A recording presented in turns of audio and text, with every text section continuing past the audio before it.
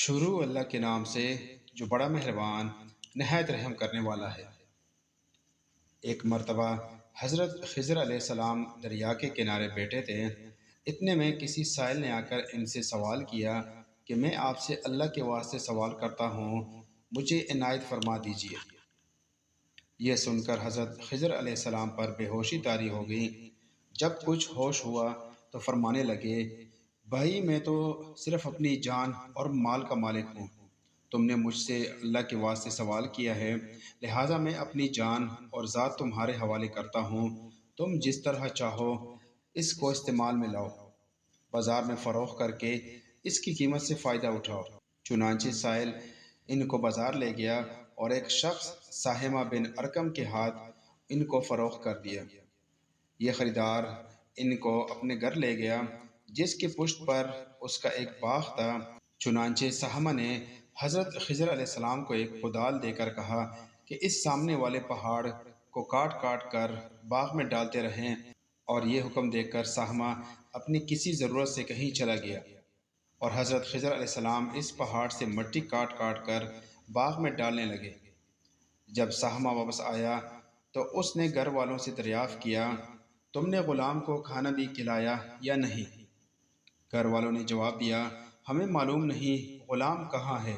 یہ سن کر جب ساہمہ خود کھانا لے کر باغ میں آیا تو اس نے دیکھا کہ وہ غلام یعنی حضرت خضر علیہ السلام تمام پہاڑ کی مٹی کاٹ کر ڈال چکے تھے اور اپنے کام سے فارغ ہو کر اپنے مولا حقیقی کی عبادت میں مصروف تھے۔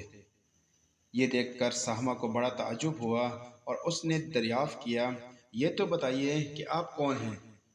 یہ بات سن کر حضرت خضر علیہ السلام پر کچھ بے ہوشی سی طاری ہو گئی، اور پھر افاقہ ہونے پر انہوں نے فرمایا کہ بھائی میں خضر ہوں۔ جس کو سن کر ساہمہ کے ہوش اڑ گئے کہ تو نے یہ کیا کیا، ان کو غلام بنا کر ایسے کام پر لگایا، یہ تو انتہائی گستاخی ہوئی۔ پھر ہوش آنے پر ساہمہ نے توبہ کی اور حضرت خضر علیہ السلام کو آزاد کر دیا، اور اللہ تعالیٰ سے عرض کیا کہ یا رب العالمین مجھ سے اس کا مواخذہ نہ فرمائیے، کیونکہ میں ان کو جانتا نہیں تھا۔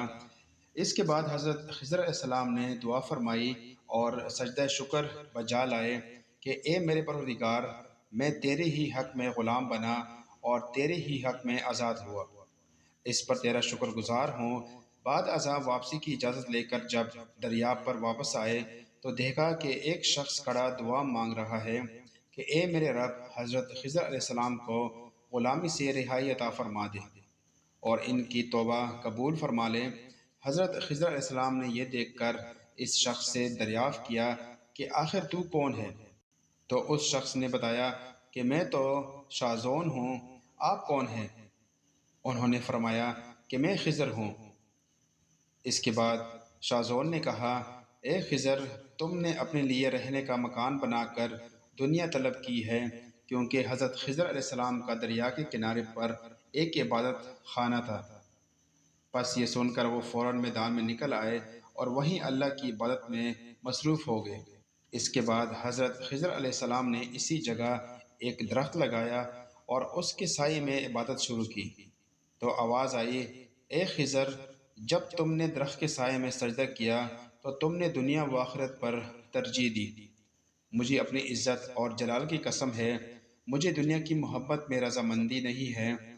اس کے بعد حضرت خضر علیہ السلام نے شازون فرشتے سے کہا کہ اے شازون، دعا کرو کہ اللہ تعالیٰ میری توبہ قبول فرمائے۔ چنانچہ شازون نے دعا کی اور اللہ تعالیٰ نے شازون کی برکت سے حضرت خضر علیہ السلام کی توبہ قبول فرمائی۔